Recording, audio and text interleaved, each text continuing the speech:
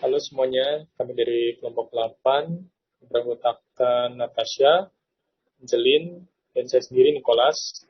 Pertama-tama saya ingin mempresentasikan supply chain management dari Uniqlo. Eh, yang pertama, pengadaan untuk memastikan pemasok dan berkualitas tinggi, stabil, dan hemat biaya. Uniqlo bernegosiasi langsung dengan pemasok di seluruh dunia dan memesan dalam jumlah besar untuk mencapai skala ekonomi. Operasi berikutnya, operasi mengejar filosofi, meminimalkan biaya, dan memaksimalkan efisiensi.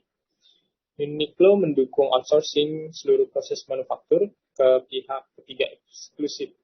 Setiap pabrik outsourcing hanya memproduksi jenis pakaian tertentu, sehingga lebih mudah untuk mengontrol kualitas. Ketiga, logistik departemen kontrol, inventaris, melacak penjualan dan inventaris setiap minggu, lalu mengirimkan tingkat pengisian ulang yang diperlukan untuk memenuhi pesanan. Pada setiap akhir musim, harga jual akan disesuaikan kembali jika ternyata produk masih belum terjual. Dan yang terakhir, saluran pasar alih-alih mengikuti tren.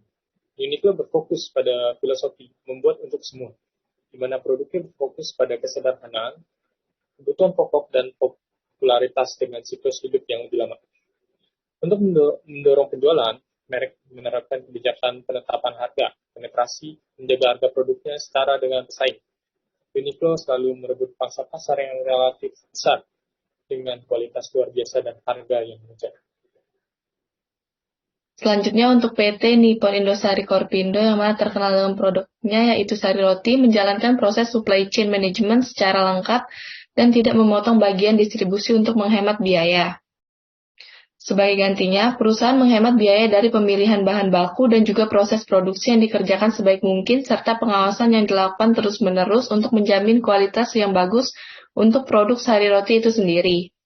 Selain itu, perusahaan juga mempunyai strategi yang bagus dalam pendistribusian produk, yaitu pada gerai atau agen-agen yang tersebar luas di seluruh wilayah Indonesia sehingga dapat memaksimalkan distribusi produk kepada konsumennya masing-masing. Dan tentunya melalui hal ini juga, perusahaan dapat memperoleh laba yang semaksimal mungkin. Selain itu, pengolahan limbah juga tergolong sangat baik karena dapat menghasilkan profit bagi para pengolah dan dapat melakukan pengolahan kembali untuk menjadi pakan ternak maupun ikan. Dengan begini, dapat dikatakan bahwa PT Nippon Indosari Korpindo dapat menjalankan proses supply chain management mereka dengan sangat baik.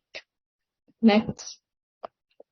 Selanjutnya, untuk proses supply chain management pada PT Nippon Indosari Korpindo, pertama terdiri dari supplier, yang mana bahan baku untuk membuat roti dikirim oleh pemasok ke pabrik sari roti, dan bahan tersebut akan baru dikirim, kemudian melewati seleksi ketat untuk memenuhi standarisasi yang telah ditetapkan oleh perusahaan.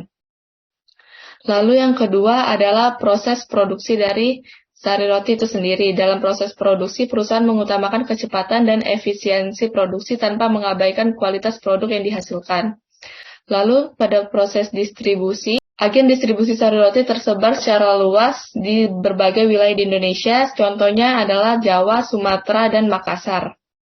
Lalu pada bagian retail, perusahaan mendistribusikan produk sari roti ke agen-agen tersebut dengan jumlah yang sangat tepat, banyak, dalam artian tidak terlalu sedikit.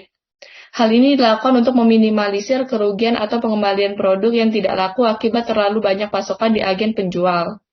Dan yang terakhir, pada bagian customer, melalui distribusi maksimal yang dilakukan oleh perusahaan, pelanggan dapat dengan mudah menemukan atau membeli produk sari roti karena tersedia di gerai-gerai terdekat.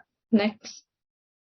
Selanjutnya adalah supply chain dari PT Unilever Indonesia. Yang pertama itu dalam pembuatan produk, Unilever ini mempunyai banyak perusahaan manufaktur untuk membuat produk-produknya. Kemudian bahan baku dari pembuatan produk ini juga didapatkan dari supplier dari Unilever. Kemudian dalam pendistribusian produknya, produk-produk Unilever ini telah jadi dan siap untuk dipasarkan. Namun sebelum dipasarkan, produk-produknya itu akan disimpan di gudang untuk merencanakan penjadwalan produk yang akan didistribusikan oleh distributor. Selanjutnya adalah distributor bisa melakukan pendistribusian produk tersebut ke retailer seperti ke hypermart, dan selain ke distributor juga bisa didistribusikan ke grosir atau agen toko konsumen. Sekian presentasi dari kelompok 8. Terima kasih.